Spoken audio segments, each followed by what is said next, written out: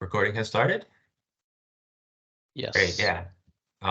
So thanks for being here, everybody, and potential future viewers. I'm going to give a little overview of some species distribution modeling with Maxent that I applied on a previous project, and I think it's pretty cool. You can incorporate climate change layers and apply it to lots of different species and try to get a sense of how the conditions that are suitable for various species might change with time and sort of map those out across the landscape.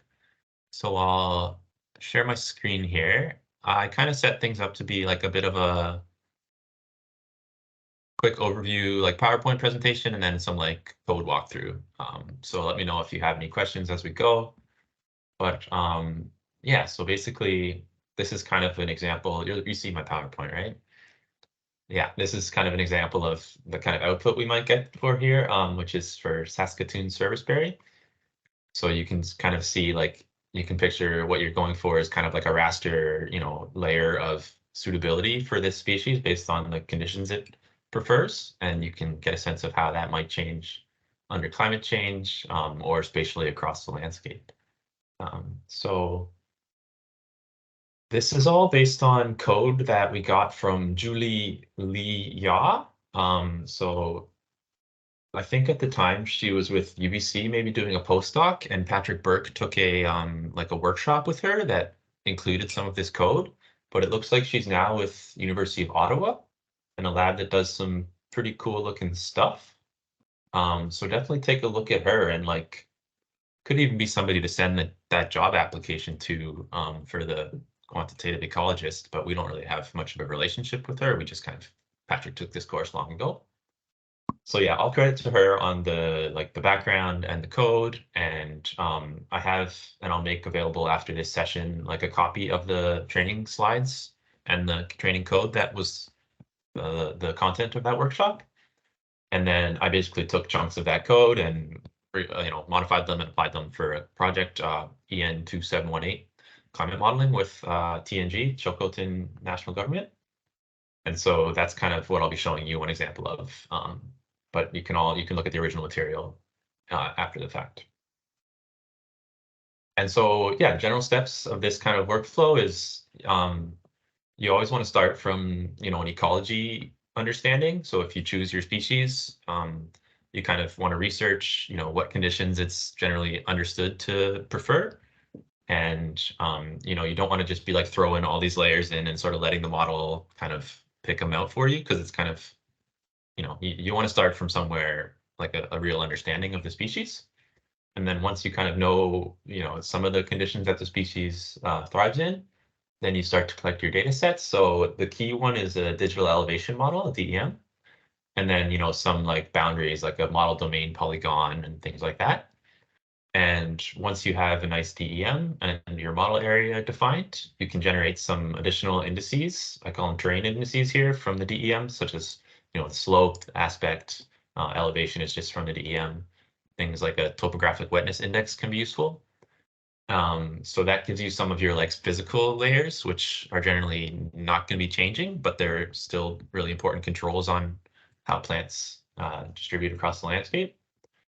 And then the next step would be to generate your climate layers. So the way we have this set up is we can generate downscaled climate layers based on the DEM resolution from ClimateNA, which is this nice sort of program that does it for you.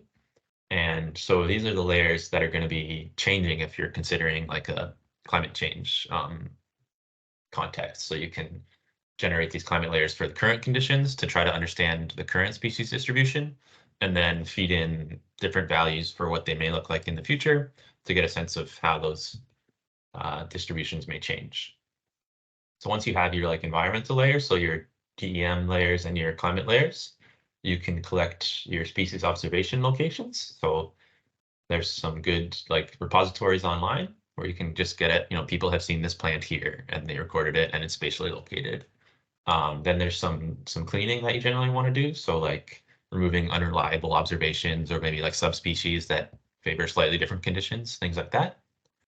Then you choose your relevant environmental layers based on your understanding of the species ecology.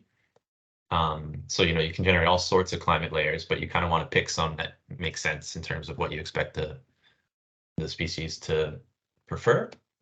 Then there's some sort of, you want to remove highly correlated environmental layers, and I'll show you this in code as well. And then you can actually run your Maxent model. So Maxent is a nice like ecological niche model, species distribution model that is sort of standalone. It's, they say it's based on machine learning, and I think it's pretty complicated under the hood. But it generally just like makes these correlations and these relationships between your environmental layers and where your species is observed, and then it can, project those out across the rest of your space.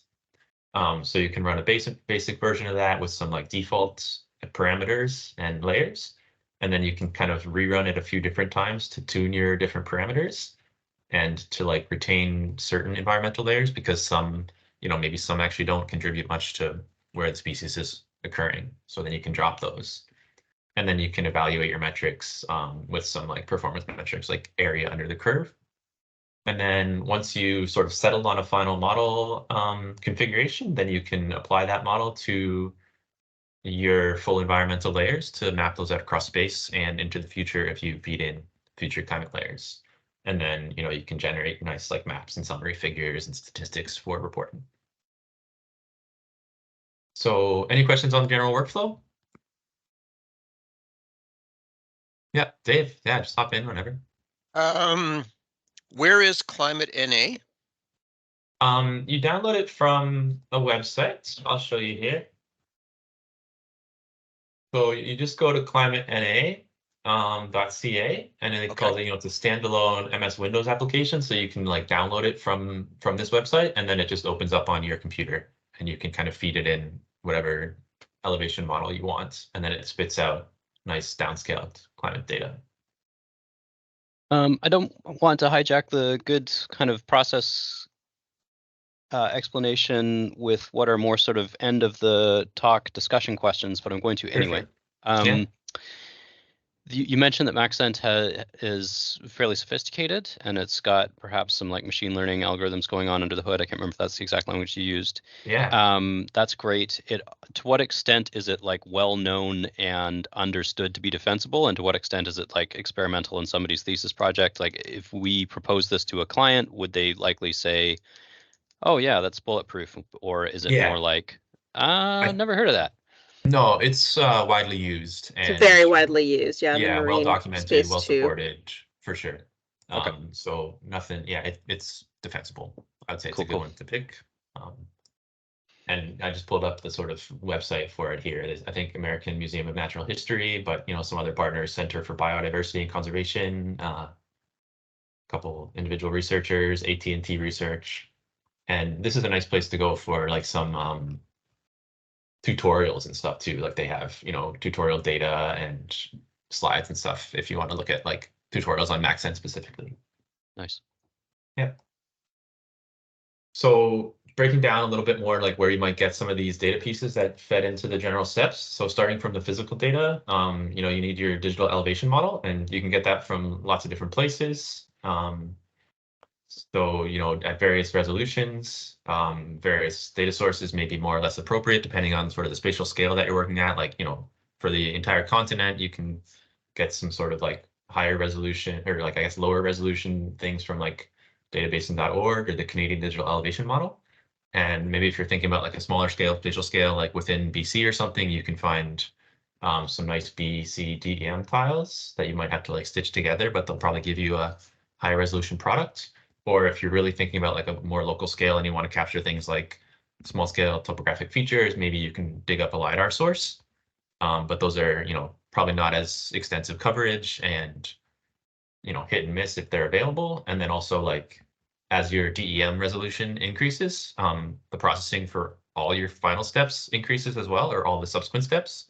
So you really want to like consider whether you need, what resolution sort of makes sense for your eventual planning applications, because there's going to be a trade-off between the resolution of your DEM and like how long all your models take to run. So once you find a good elevation model, so I'll just pull up my QGIS here. So just to kind of visualize what we can see, here's like a big continental DEM I got it from databasin.org. And for our modeling today, we're going to be looking at this yellow outline, the like interior Cordillera eco region or province. And then we're going to sort of be like training the model for this whole area, and then you're really focusing on the outputs for this NK Deni, which is like the sort of territory of the Chilcotin Nation government there. And that's kind of, our clients asked us to provide outputs at this scale. So we have some like background data, pull in a lake layer maybe so that you can, mask out areas that are water that wouldn't have plants and things like that. But that gives you kind of a sense of some of the spatial layers that we'll be working with today. And so I mentioned some of those like basic spatial layers like derived from the DEM, such as slope, aspect, and topographic wetness index. So you can generate those from most like available GIS programs or from R packages, such as the Terra package is a good one these days. And so you can sort of see those here. So now I clipped the DEM to that like yellow boundary to sort of, constrain our model boundary. And then you can generate things like, the aspect. So which direction is the slope facing? Or things like slope, like how steep is it, mountainous or flat? Or this thing like a topographic wetness index. So you can see, it's a value that increases as you get into valleys and stuff, because that sort of captures water accumulation across the landscape, which can indicate like wetness or dryness for plant species. So there's various ways you can download or create those, but those are good to include. And I also put like, there is some good reference material in the UBC niche model workshop as well, where they sort of brainstormed other places that you can get some physical data like this. The next main piece was this climate data. And so I pulled up ClimateNA before, and just to give context, this is Tongli Wang, who's a UBC forestry professor, and he created this like development of scale-free climate models for ClimateNA. And we even used some of his data in the original TNG product. So I think Patrick may have had a bit of a relationship with him. But it's like a standalone software that you can kind of, generate climate projections for wherever you want. And it takes broad scale prism climate projection data, as you can see in the kind of diagram here. So, it makes it like it takes in the topography and downscales it based on your DEM so that it's higher resolution, and therefore makes it, more relevant to whatever planning scale you're getting at. And you can generate, current and historical climate layers as well as future values for monthly, seasonal, and annual variables. Then the other main piece is your plant data. So there's quite a few places you can get observations from. The main, probably good place to start is this GBIF, Global Biodiversity something. And so for our example here, we're going to be looking at Saskatoon Serviceberry, this Amelanchier alnifolia. And you can kind of guess, you can come here and search whatever species you're looking for. It shows you where you have observations, and you can then download those as like a spatial file. So that's a nice way to go about it. You also want to understand your species ecology. So a nice place to start there is your eFlora BC electronic atlas.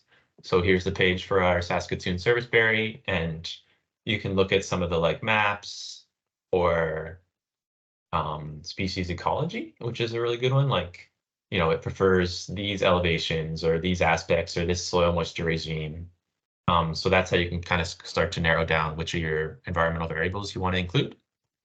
And similarly, like habitat and range and stuff, open rocky slopes, you can kind of use these descriptions as clues as to what environmental variables might be important to include. Yes, Natasha.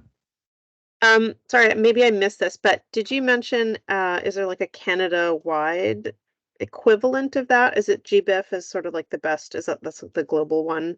I'm just wondering if there's like a national scale database as well.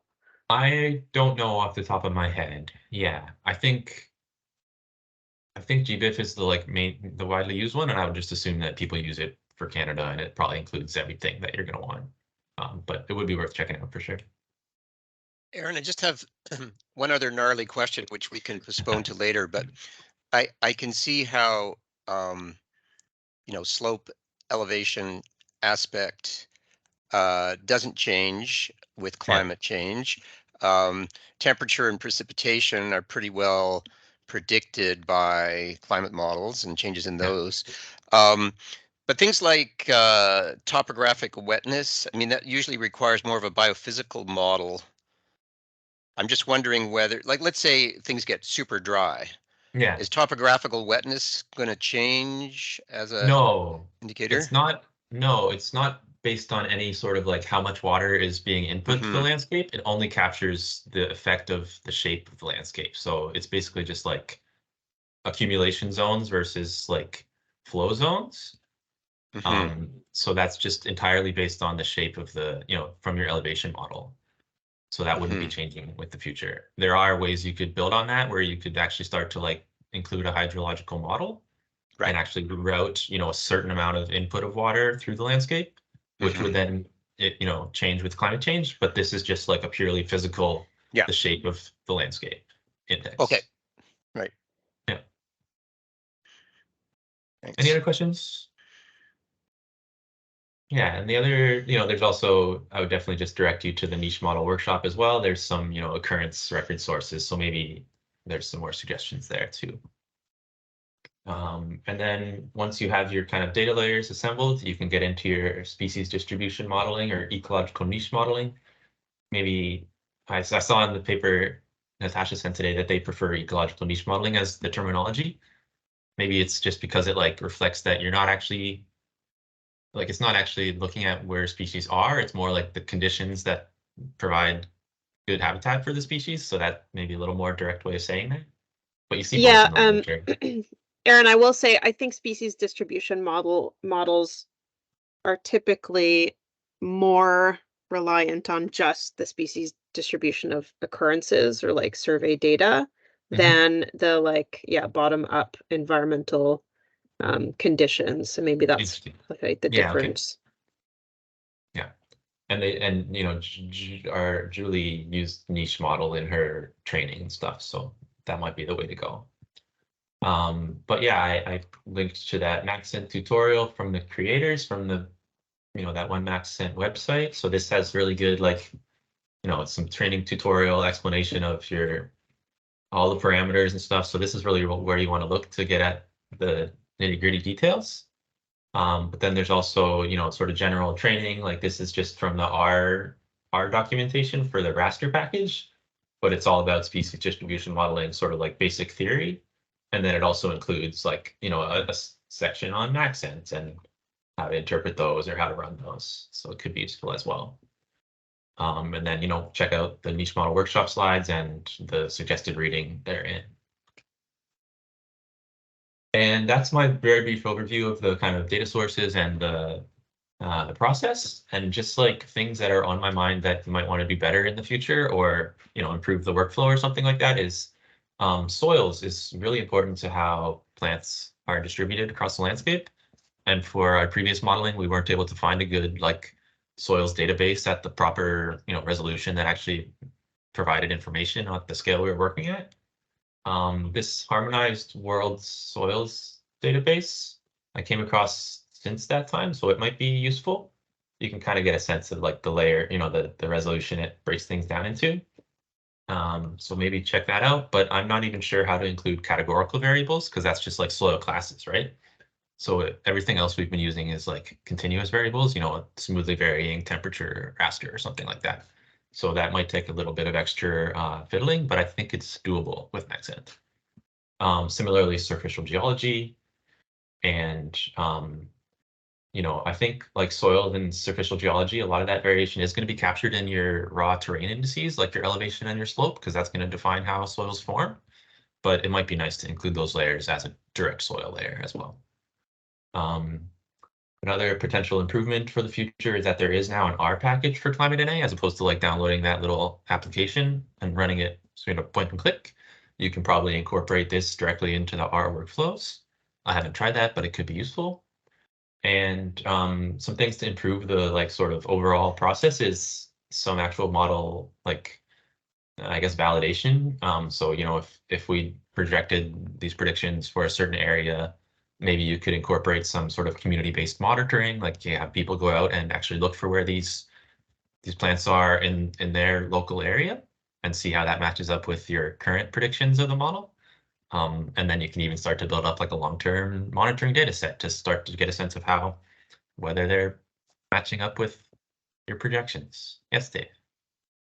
Yeah, just want to say probably the easiest way to do some validation is retrospectively. Like, Yeah. you know, where I remember there's the story in Germany where high school students go out every spring to look at the first date at which particular plant blossoms, and then they had like a 60-year record, and they're able to show really clearly with climate change how the distributions have changed. Like that's just one small example, right? So there aren't going to be that many great data sets, but yeah, of course the climate's changing fast enough that, you know, it's not going to take that long. Yeah, that's an upside for our science, right? And along that train of thought, I think with the GBIF like plant occurrence records, it does say what year they were collected. So you could even break down and like, you know, subset, oh, these are the collected in the 70s, and that's where the locations were. And now you could have the current locations and sort of see if there was a shift. But that's not a level of like breakdown that I've gone to in this analysis. Yes, Shreya. I just had a quick question. So these observational data, they're usually presence only, right? They don't count for absences. That's right, yeah. So if we had a client who were collecting survey data that had known absences, yeah, we would use a different model.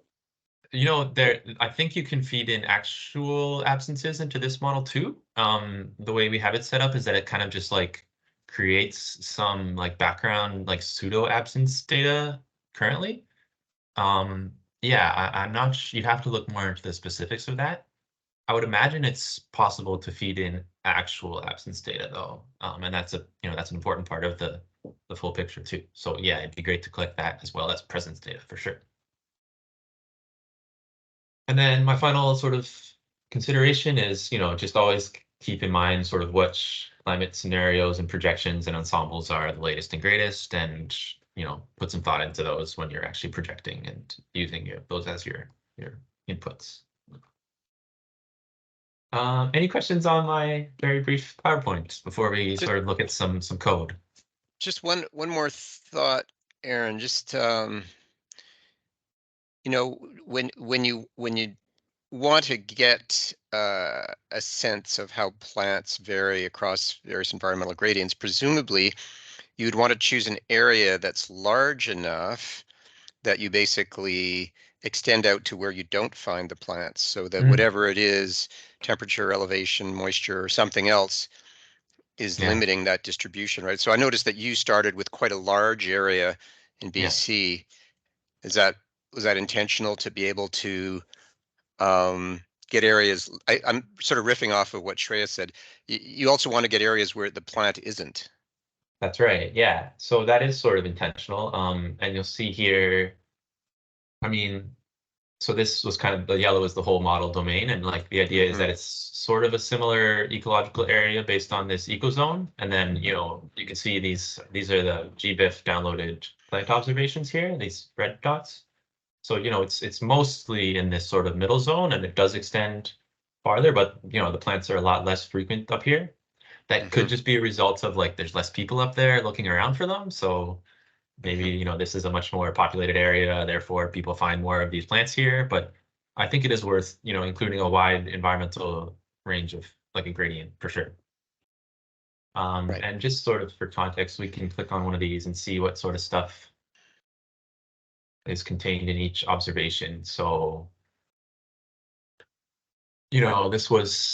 it sort of breaks it down by species, scientific name, state, it's got the location. This was collected in 2021, it looks like, by Hubert. And, there's some like accuracy, how much uncertainty in your spatial locations are there and stuff like that. So there's a good amount of information contained in that as well.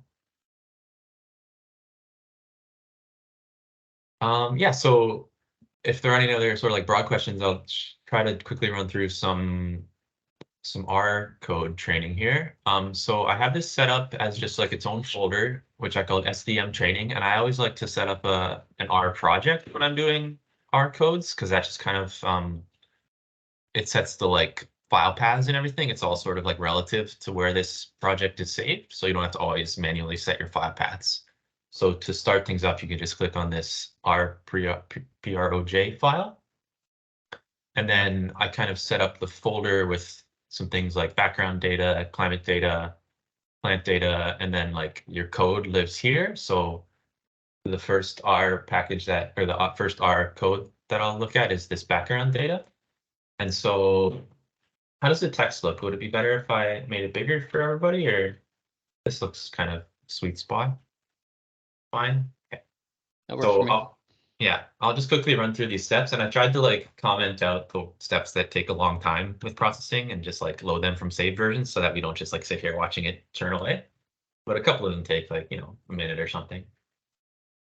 So this is the first code piece, which is O1 background data. So you kind of load your required packages. I made a little function here so that it installs them if they aren't already installed, and then loads the libraries as well. And then you can kind of load your DEM. So now we see that DEM is in our, you know, it's loaded in our data here. We took it out of our O1 background data folder. And you can do the same for your ecoregion. And this st transform function just sets the coordinate reference system to that which is based on the DEM. So I kind of like reference everything to the DEM as your base layer, and then like stack everything else on top of that with the same projection. Similarly for that boundary for the NK-DENE, the little yellow area. And then we can kind of plot these up just in R. You know, we have them in QGIS as well, but it's nice just to, you know, quickly plot up a graph with no like style or anything, but just to like make sure everything lines up in R. And then we want to kind of break down our DEM so we can mask it to just that boundary, the interior cordillera, and then, you know, we get rid of all the other data we don't need. And set an NA value is just like good practice, and I think it's necessary for the ClimateNA inputs as well. So we just set everything to -999. And then we can export those sort of like cleaned or masked rasters in several different forms. So for an input to the ClimateNA program, it needs an ASCII, so ASC file extension. I like to generally use TIFFs for my rasters, like when you're just loading it in QGIS and stuff like that. So I save one of those as well.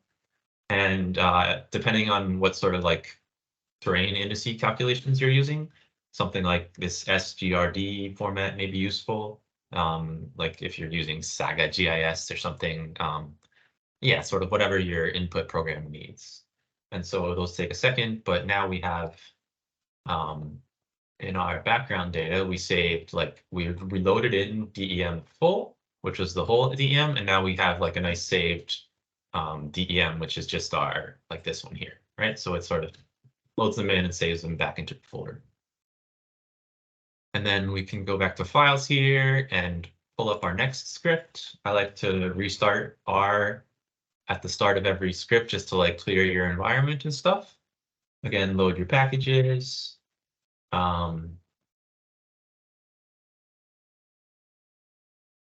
And so this script is called environmental layers, where we'll be kind of pulling in some of the additional layers. So we have our DEM will load. We have our berries layer. So that's our Saskatoon Serviceberry, which I had previously pulled up in QGIS. You can sort of see those plotted here. That's the same image we were kind of looking at before. This ecoregion boundary as well, and then wetness, slope, and aspect, which weren't generated with R code. I just like did those with QGIS. There's some you know, slope, topographic position index. There's all different, you know, aspect. So you can just point and click to generate those, or you could make them with R packages as well. And so that's sort of your like background data, and now we can pull in the climate layers. Oh, so the piece that is supposed to happen between these two steps is we exported our DEM, and now we are use that DEM to run ClimateNA.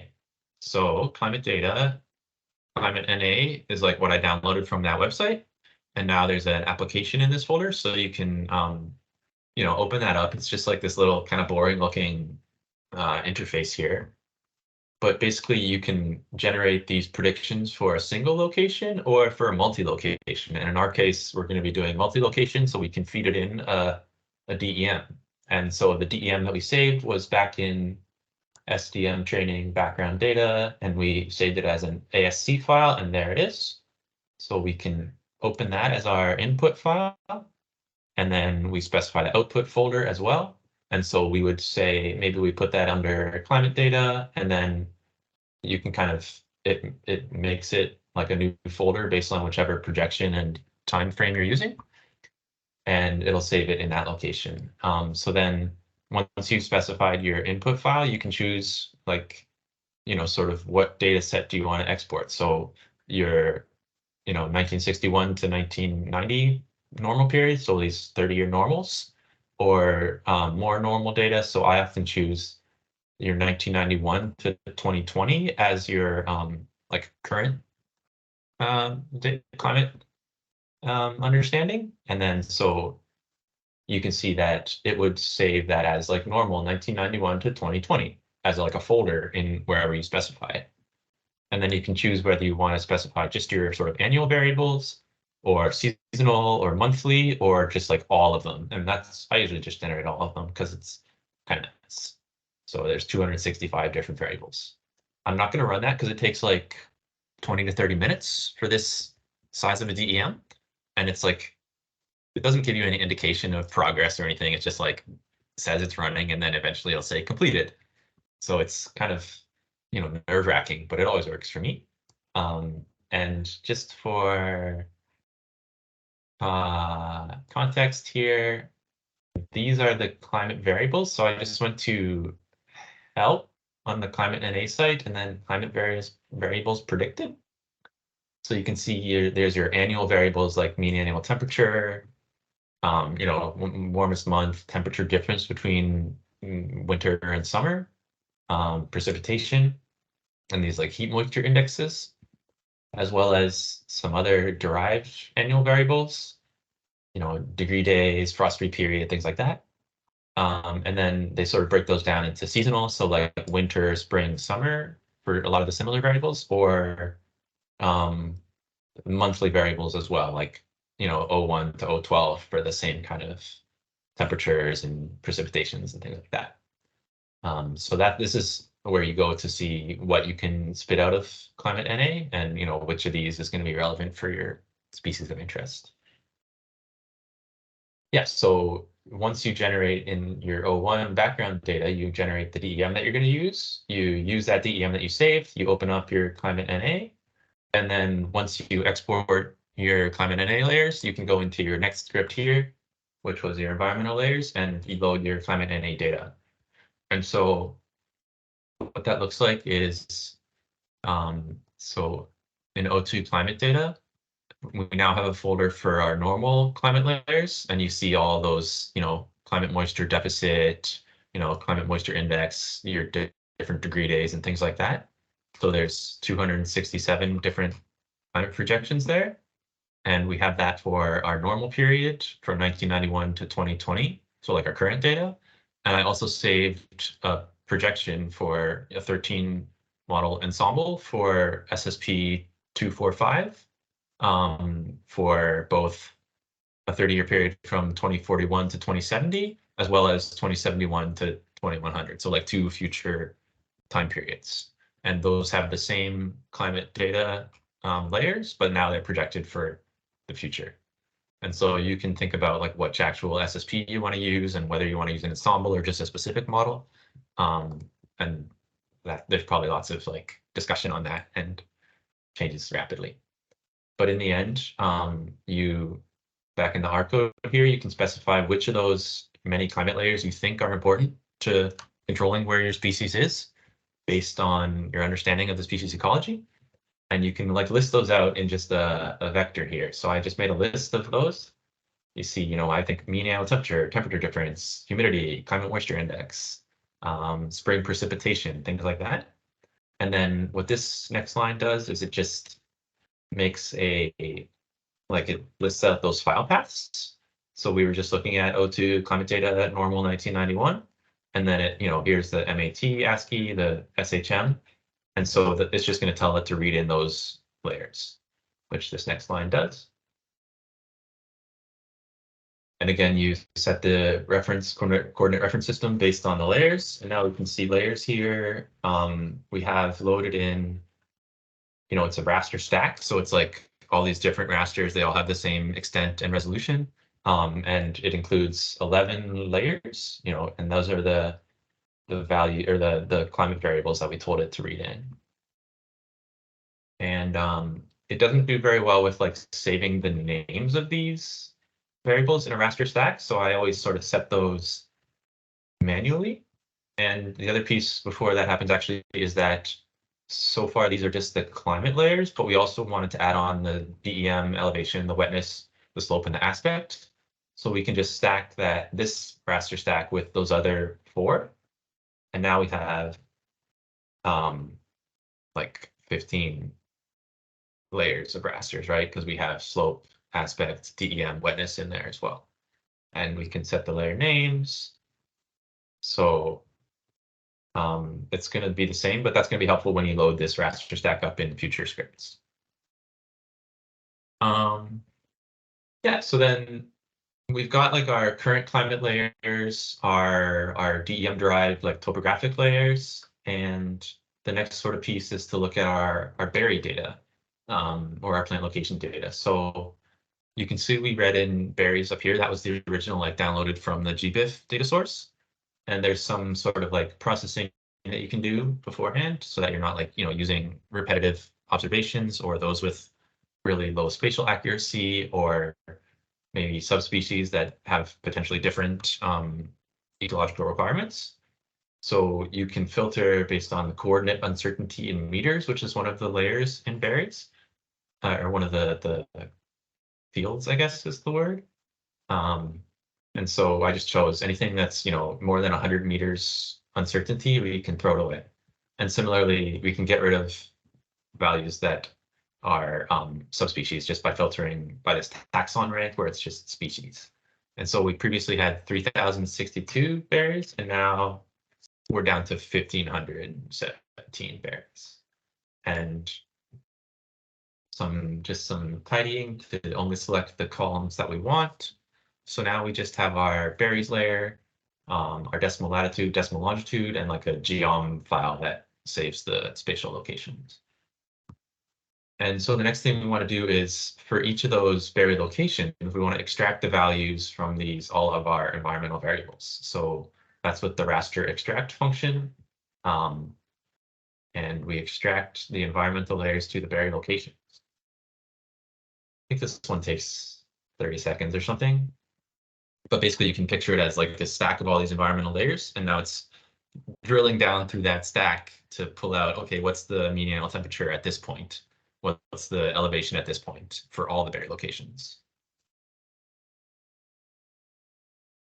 While that processes, any questions on where we stand so far? Oh, there it goes.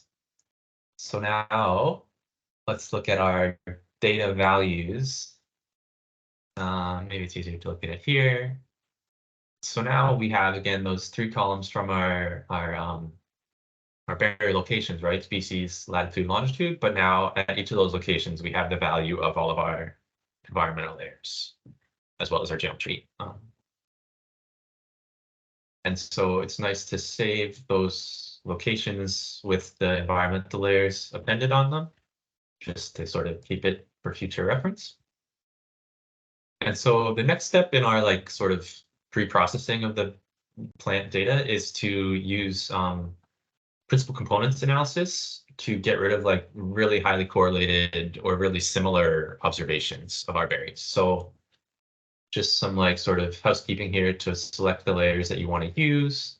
And then you run PCA on, you know, columns 4 through 18, like all these environmental layers for all your data points. So this is just PCA there.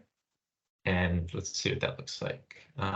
You add that onto your data values. And so now we have these PCA components saved for each point as well, PC1, 2, and 3. And so just a plot of the first two of those. So now we have those like decomposed into these PCA spaces with your first and second values.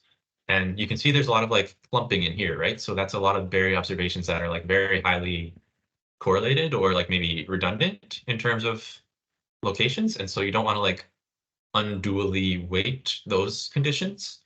So we're going to kind of like lay a grid over this PCA space and just pick out like, a representative berry location for each of the sort of values for that. So we call this to thin an environmental space. You make a dummy raster. So you can picture like laying a grid over this and calling it a raster with, a value like a resolution of say 0.25, and then you can sample your points. So what this looks like is, the black.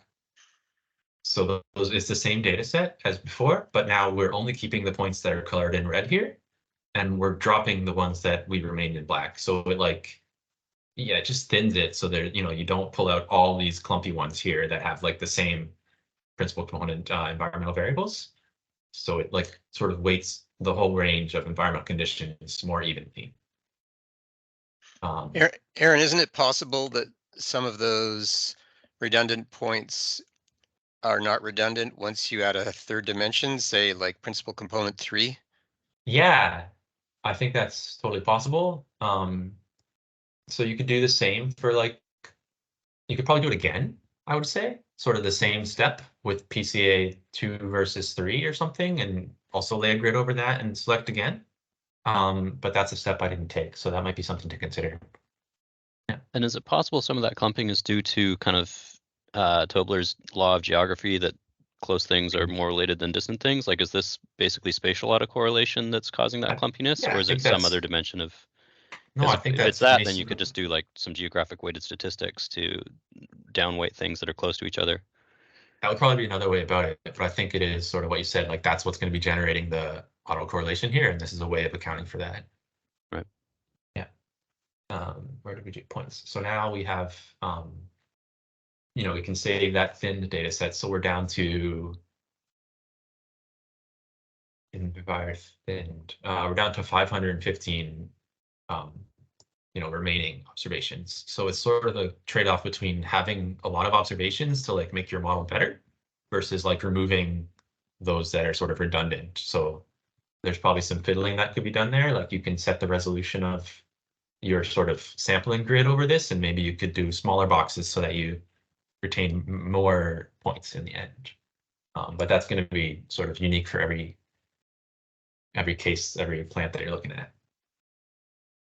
And then the next step is you want to look at your environmental layers again, because some of them can be highly correlated. Like your mean annual temperature is going to be highly correlated with your spring temperature or something. So you don't want to include both of those maybe, unless you have a good ecological reason to do that. So we're going to do kind of just a correlation analysis based on all of our environmental layers. So you can see now we're back in like a decimal degrees, like spatial latitude and longitude, and you can picture our underlying rasters, and you just sample a regular grid just to like reduce the number of values that you're working with. And it's currently running the correlation step. So you just use this core function with the Pearson method. And that just takes a second. So then we can look at correlations. It's easier to see it this way, actually. So now we have like a matrix of the correlations between all of our different environmental variables. So like mean annual temperature is 100% correlated with mean annual temperature. And that goes, diagonally, so they're all the same. But then you can see mean annual temperature is, 75% correlated with summer heat moisture index, or negatively correlated with relative humidity. So you can get a sense of, how redundant these layers are, and you can pick out the ones that kind of make the most sense to retain. So one way to start doing that is to just pull out, so now we set everything that was correlated less than 0.75 to like just, a little dot. And this sort of is an easy way to see the highly correlated ones. So your reference evapotranspiration is, highly correlated with mean annual temperature. And so then you look at those correlations and you sort of do some thinking about which ones it makes sense to retain. And then you sort of, choose which ones you want to move forward with. And so you can list those out. Here I chose this set of 7 or 6, I guess. And you make that same sort of list and the file names, and you import those again from your climate folder.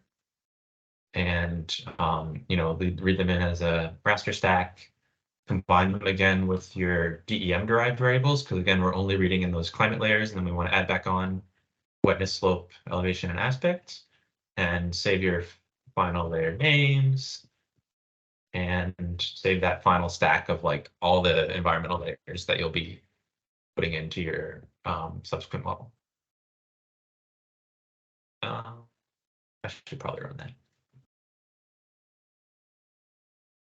So we're making good progress. Next is our actual Maxent modeling step. I see we only have 10 minutes, so I'm trending over here, but you can hop off if you need, and I'll try to make it quick the rest of our run through here. But we just want to resave these, all the layers that we're going to use for our final model is what's happening now until the little stop sign goes away. And so just to like give us sort of reorient ourselves, it saved that in plant data, and now we have like some environmental layers.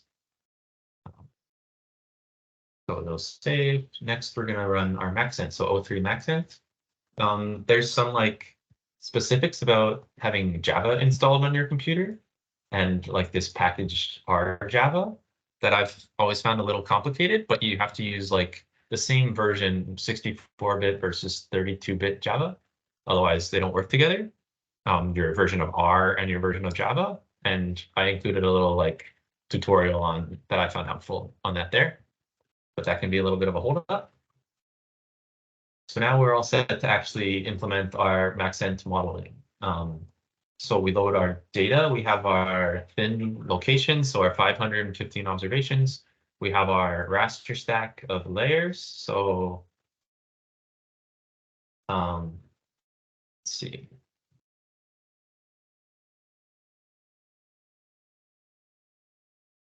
Yeah, so you can see it start to plot out, your mean annual temperature, temperature difference, summer heat moisture. So each of these is its own like raster, and they're all kind of saved together. And now we start to implement our Maxent modeling. So there's lots of arguments that you can include, like the parameters. And so that's where I would refer you to the Maxent documentation. But generally, you can start with some sort of like default basic ones, and then start to like dial those in as you go. And so we set these, like these are the arguments that we're going to use for Maxent, just saved as like a vector. And then we make a little directory to save our model output in. And if you were actually running the model now, you would uncomment these 2 lines. So this is the key one, the like Maxent call based on your layers and your locations. And it saves it in your path, and it uses the arguments that you defined here. But that takes maybe like 5 minutes or something, so I won't make us sit here and watch it. So instead, for the purposes of this presentation, I'll just load the pre-saved model here. So like this would save what we now load here. So if you're running it by yourself, you would probably not need to do this because you would have run these to have it like already, loaded up. And so we have a model, and now we can kind of plot this first piece, which is the contribution of each variable to the modeling. So this is a good way of sort of whittling down which of your environmental variables you want to retain. So you can see climate moisture index, aspect, and your spring precipitation are like not contributing that much to your model. Same with like slope and wetness. And the other piece that comes up here is once you do this, so we save this in initial model, and then so Maxent like spits out all these files when you save it, and one of the pieces you can look at is this like output file, and it gives you, you know, lots of sort of diagnostic criteria, you know, it's sort of training area under the curve statistics, response curves for each variable, and similarly, this is the analysis of variable contributions that we were just looking at. So that's one way of sort of maybe dropping some of these less important variables, as well as this jackknife environmental variable. It shows like, you know, sort of how much training gain you get when each of these variables is retained or not, or if you were to just run a model by that, just with that variable itself. And so you kind of compare these and you say, okay, I'm going to drop, you know, maybe aspect, precipitation, and climate moisture index. And that's going to be different for every model you run. But let's say we dropped, okay, climate moisture index, precipitation, spring, and aspect. And so then we go look at our layers and we say, okay, those are layers 4, 6, and 10. And so you just like use the little negative sign to drop those out of your layers file. So now if we plot up layers, we only have 7 in there instead of 10 because we removed 3. So these are the ones that we're going to carry forward with for our modeling. So you can save those as like the final set of environmental variables that you're going to use for your model, and then rerun your model just with those ones, not with everything. So again, I kind of commented out the actual model run there, but I'll just load a version that I already ran. And you know, now it's a reduced set of variables. Wetness is maybe contributing the least. Elevation defines a lot of the variation, but it gives you a sense of kind of the relative importance of these retained models. So then we can do sort of similar like training, but with different parameters for the model runs. And so it's good to split our data set into a training set and a test set. So we keep 20% of our records for testing and we train our models on the rest, and then, you know, have this independent set that we can sort of use to evaluate our model performance. And what you can do is feed in different arguments for some of the parameters in Maxent. So one of the key things is whether you want to allow like linear and quadratic features, or linear, quadratic, and product combinations of these, or just linear combinations of your variables. And so you can sort of, you know, set up different parameters for that and save each of those arguments as a different thing, and then like run the model with those different parameters and compare them to see which one performs best. And again, I won't run the actual models here. I'll just load them in from previously run ones. But now we have 3 different models, model L, linear, quadratic, and LQP. And we can use those testing points that we previously held back. And we can use this evaluate function to pull out some like test statistics based on our testing points. And then we can spit out one of the main performance metrics is this area under the curve score for our different, you know, here's linear, quadratic, and products. And we see that AUC for this set of parameters is slightly higher. So that's the one we're going to carry forward with. Another one that they often vary is this beta regularization multiplier, beta multiplier setting. So you can do the same thing. You can make a set of parameters with, you know, 0.51, which is the default, or 1.5, set up a model for each of those, you know, save them, run them, and then compare them and figure out which one sort of works best. And I won't show that, but in the end, we find that the beta multiplier value of 1 works the best for this data set. So then we go back in and we save our final model, which is, you know, with the LQP and the beta multiplier of 1, and you can run that, and this is kind of like our final model setup. So with some of the parameters tuned a little bit. And then the final sort of piece of evaluation is this k-fold cross validation. So you can kind of split this gives a sense of whether how sensitive your model is to like different chunks of data that it could have been trained on. So you can split your data up into, 3 or 5 or 10 groups.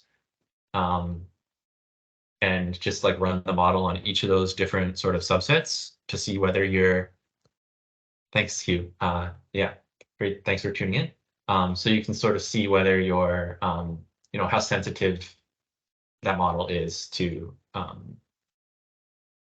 choosing a different set of values there. And in the end, I won't run it, but it spits out just like an area under the curve value for each of your different folds to give a sense of like, okay, this AUC value doesn't change too much when we feed in different, subsets of our data. So that means it's probably pretty like, I guess, robust and consistent according to that metric.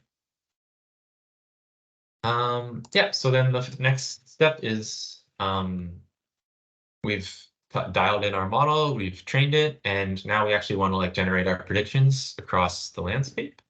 And so we read in all of our data again.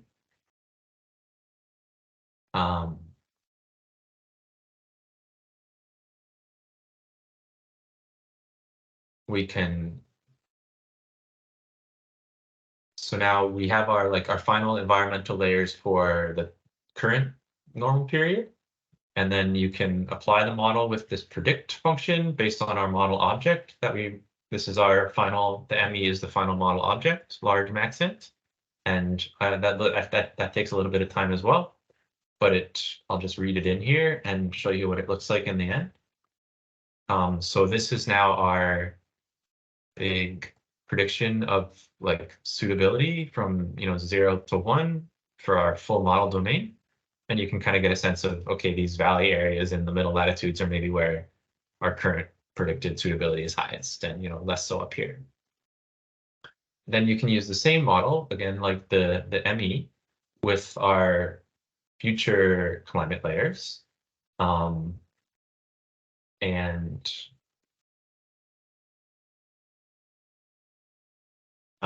So again, I won't run that, but you use the predict function with the ME, but now with your future layers as an input, and you can plot up your prediction across the landscape, and you can kind of see like how things kind of drastically shift in their distribution. So this is current, this is 2050s, and do the same for your 27 or 2080, I guess we called it.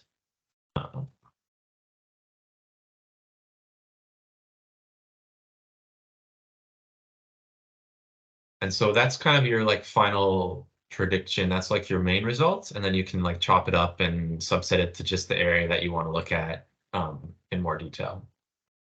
So now we have, this was current, this is 2050s, this is 2080s. And then the final script here is just like ways of sort of post-processing your data. Okay, if I go a few minutes longer here to get through this, okay. And just drop out if you need. We'll always have the recording for the future. So for this script, we just read in those like final, the graphs I was just showing, those big rasters of our full predictions for 1990 to 2020 and the 2 future periods. We read in our lakes, we read in our Nenkei sort of like final area of interest. And then we just do some like data munging to switch from rasters to maybe like a data frame, because that's a little more useful for running statistics. And it takes a sec because it's like some pretty big rasters, but we'll be slimming those down as we go. But let's just see what this gives us. So now we have treads.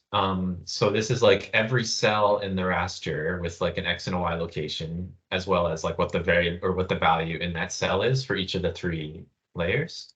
And then we'll kind of change the form of that from wide to long. So that's always nice. So now we have, you know, our X and Y location, because those are going to be the same for each of the 3 rasters, and then broken down by current 2050s and 2080s, and what the value at each of those cells is. And this is just like a nicer form for plotting and stuff like that. So the first plot we can do here, this one takes a second to run, so I won't run it, but it's our output is Pred's full domain. So I previously made one of those. It's just like those same 3 graphs that we made, but now like, you know, in a nice sort of almost report ready form. Could use some like label axes, or this is like percentage and stuff like that, but you can clean that up. And I like ggplot for this kind of stuff. And so that's like our full model domain, but we also want to make it relevant to our like clients and, you know, a scale that they're interested in. So then we can crop it and mask the values to just that Menke-Denny polygon. So, and then the other piece we want to do is get rid of lakes. So because it doesn't make sense to calculate the plant suitability for like a body of water. So what we did is we had like a polygon of all the lakes coverage from the freshwater atlas from BC. And there's a way to calculate like fractional coverage. So you can choose like a threshold. Sorry, this is just like a graphical glitch. It doesn't like to be changed in size. But we see here is like, you know, green is 100% water for that pixel. And you can choose pixels that are greater than, say, 50% water and just like throw those away, make them NA. And that's what we do here. So we just, in our original subsetted prediction rasters, we just get rid of the lake areas. And now we have, you can see like this output raster, you know, there's a big lake here, and previously there would have been a prediction for that area, but now it's just an NA value. So that's a little more realistic. You can save those rasters, you can combine them back into like a, you know, a long form data set like I showed previously and plot them up. And this one goes a bit faster, so I'll run that there.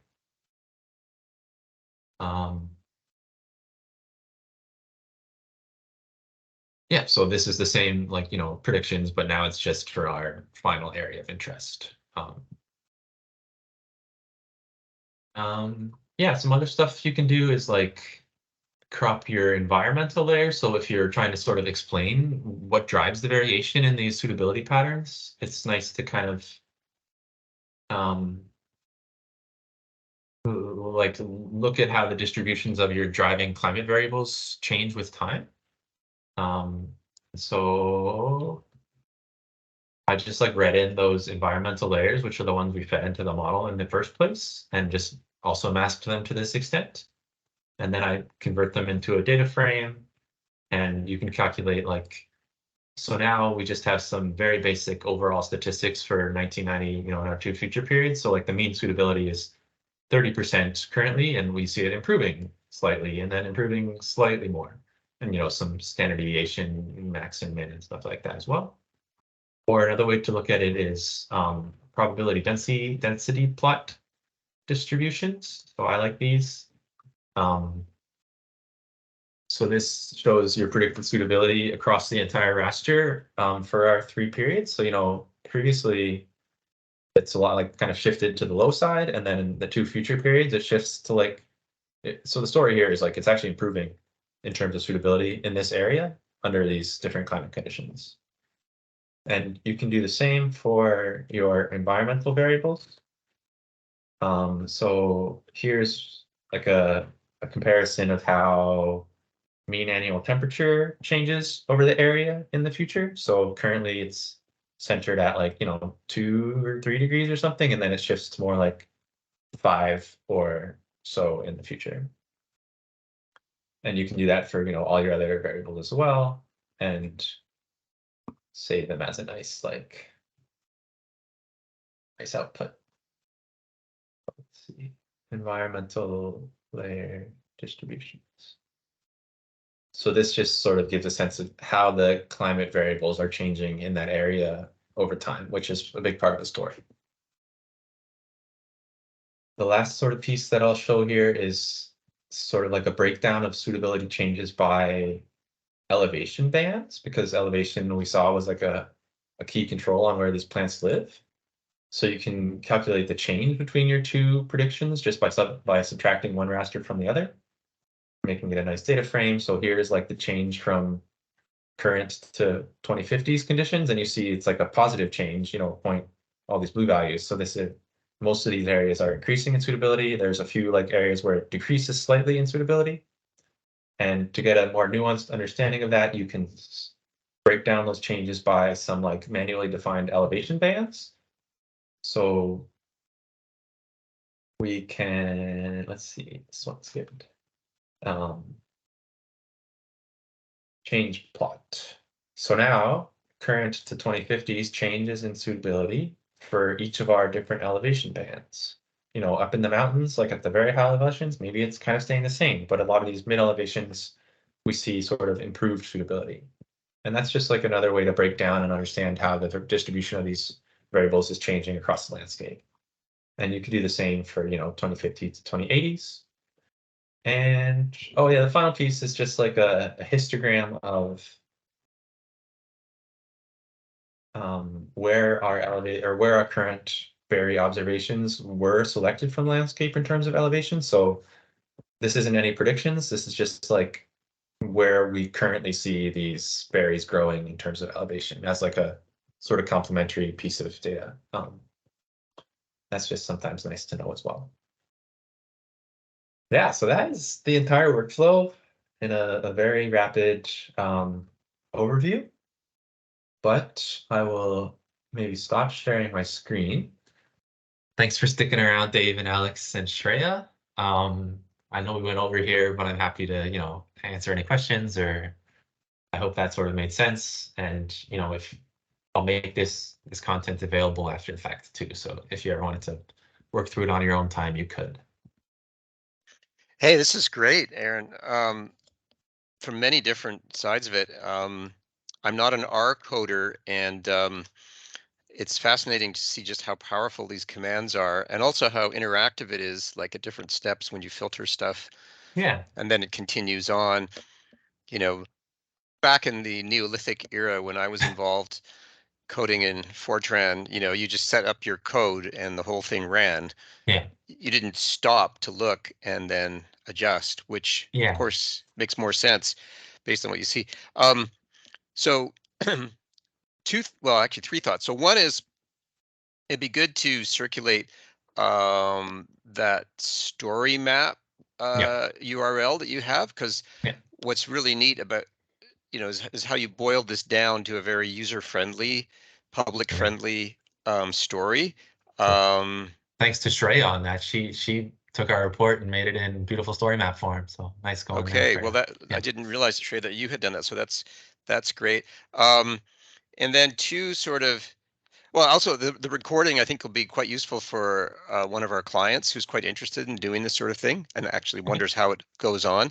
So if that's available on a restricted YouTube link or something, that might be the easiest way to pass it. And then two sort of techie comments, which maybe not that important, but actually one is. So, you know, when people are fitting models these days, they often use this AIC criterion, key information criterion, rather than the area under the curve. And it seemed like, you know, the AIC tends to go for the most parsimonious model that explains the data.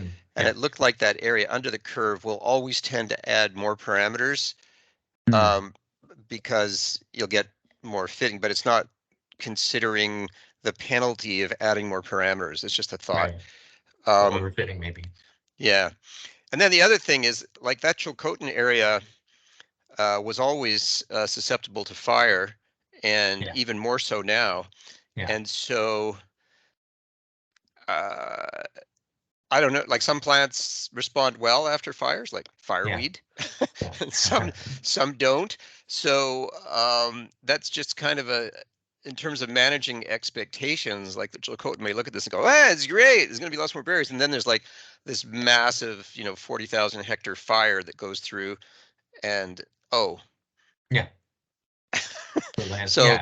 totally. That's so fire prediction could be another layer. Yeah, or like fire history, like whether this area has been burned could be another layer for sure. I think that's really important. And it's like, so when you're sort of explaining this to a client, it's I think you should be clear about saying this isn't where the plants will be, because it's not like the other sort of part of the story is whether the plants can colonize like and spread out quickly enough. It's just like whether those locations would be suitable for the plants. So, you know, it's not actually accounting for whether the plants will actually make it there or not. It's just like whether the conditions would be suitable for that plant in the future. But if the plant, you know, if the seeds can't get there or something, or if it can't keep up with the rate of change, then the actual locations of the plants in the future might not match up exactly with these predictions. Yeah. So I think, yeah, it takes some like sort of careful explanation to somebody who's not familiar with this type of modeling to kind of, you know, temper expectations in that sense. But actually, when it comes to trees, that's valuable information just to know where they could be. Yeah. In terms of what your silvicultural strategies might be. Yeah, planting in the future. Yeah. So you could say, okay, we're going to plan for where these trees will survive best in 30 years or something and get them started in that area maybe, or yeah, sort of prioritize actions like that. Yeah, so our ESSA person, Werner Kurtz, who's now sailing with Sarah in Mexico, he always talked about the idea that, you know, there's this sort of catch-22. Like if you plant trees for the current climate, they're going to get screwed later. If you plant trees for the future climate, they're not going to do well now. So ideally, what you want is a plant that has a pretty wide tolerance of conditions, both present and future, that then will hang in there, more resilient. For sure. And another thought just came to mind is like this modeling doesn't consider any like plant to plant interactions or competition or like collaboration between plants. That's not the word, but you know, like groups of plants that grow well together, that sort of stuff. It's just like individual species. So there's all these other confounding factors. Our gardener commented that we have one particular plant in our backyard that doesn't play well with others. Yeah. Some of them, they put out like these chemicals to deter others and stuff. They're nasty, those plants. Yeah. Can't plant sunflowers by your tomatoes, I think, is one of the common ones. Well, thanks so much, Aaron. Super. Yeah. And I'm just so impressed with how quickly you're able to go through all of that. And it was a lot. We're going to miss you as you move on to Environment Canada, but they will relish your many skills. So yeah, good luck. Have a good time there. I hope it works out well for you. Yeah, it's been great. And I'd be happy to chat through any of this stuff if you're, you know, doing it in the future and need a little walkthrough again or something. Just like feel free to reach out. And I think this stuff is really cool. So I hope you're able to use it in the future as well. Well, I'll be calling Alex or Hugh. Yeah. I think you can still do it in-house with these examples. A true pirate who knows how to say R. Yeah. There you go. All right, well, I'll stop the recording then, and thanks for joining in, everybody. Let me know if you have any questions afterwards. Okay, thanks a lot, Aaron. Cheers. Thank you so much, Aaron. Thank you. Yeah.